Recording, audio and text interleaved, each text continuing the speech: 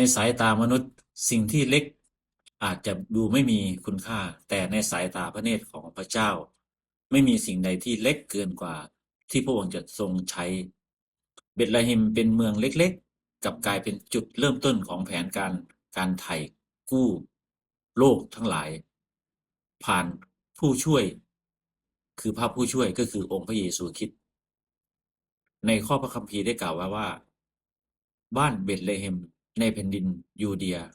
จะเป็นบ้านเล็กน้อยที่สุดในท่ามกลางบรรดาผู้ครอบครองยูเดียก็หาไม่ได้เพราะว่าเจ้านายคนหนึ่งจะออกมาจากท่านผู้ซึ่งปกครองอิสราเอลชนชาติของเราในมัทธิวบทที่2 ข้อ 6มี3 หัวข้อด้วยกันได้นำเราเข้ามาหาพระเจ้าได้รู้จักความจริงของพระเจ้ามากขึ้นกว่าเดิม1. พระเจ้าทรงเห็นคุณค่าในสิ่งที่โลกมองข้ามเบธเลเฮมเป็นเพียงเมืองเล็กไม่โดดเด่นไม่ยิ่งใหญ่ในสายตาของมนุษย์แต่พระเจ้าทรงเลือกที่นี่เพื่อสำแดงว่าพระองค์ไม่ทรงจำกัดการทรงงานด้วยขนาดหรือชื่อเสียง 2. คำพยากรณ์ของพระเจ้าไม่เคยล้มเหลวการประสูติของพระเยซูคริสต์ในเบธเลเฮมเป็นการสำแดงของพระสัญญาที่ประกาศไว้ล่วงหน้าย้ำเตือนว่าพระวจนะคำของพระเจ้ามั่นคงและเชื่อถือได้เสมอ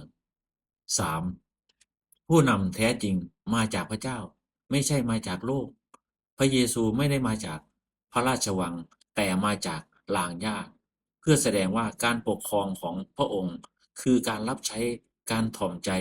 และความรักซึ่งเปลี่ยนโลกได้อย่างแท้จริงนี่คือชีวิตในการที่เราจะรับใช้พระเจ้าเราต้องถ่อมตัวเราต้องถ่อมใจเราต้องเชื่อฟังยอมจำนนกับพระเจ้าในทุกอย่างเราจะเข้ามาอธิษฐานขอบคุณพระเจ้าด้วยกันข้าแต่พระบิดาเจ้าลูกขอบพระคุณพระองค์สำหรับพระองค์ในสิ่งเล็กน้อยที่ไม่เล็กน้อยในสายพระเนตรของพระเจ้าเพื่อสำแดงพระสิริอันยิ่งใหญ่โปรดช่วยข้าพระองค์ทั้งหลายไม่ดูหมิ่นตนเองแต่เชื่อว่าชีวิตของข้าพระองค์อยู่ในแผนการและน้ำพระทัยของพระเจ้าขอให้ข้าพระองค์ทั้งหลายพร้อมที่จะรับใช้พระเจ้าแม้นในสิ่งที่เล็กน้อยเพื่อถวายเกียรติแด่พระเจ้าเพื่อพระนามของพระเจ้าที่จะไปยังสุดปลายแผ่นดินโลกเพื่อพระองค์จะทรงใช้ข้าพระองค์ทั้งหลายให้เป็นกระบอกเสียงของพระองค์ให้เป็น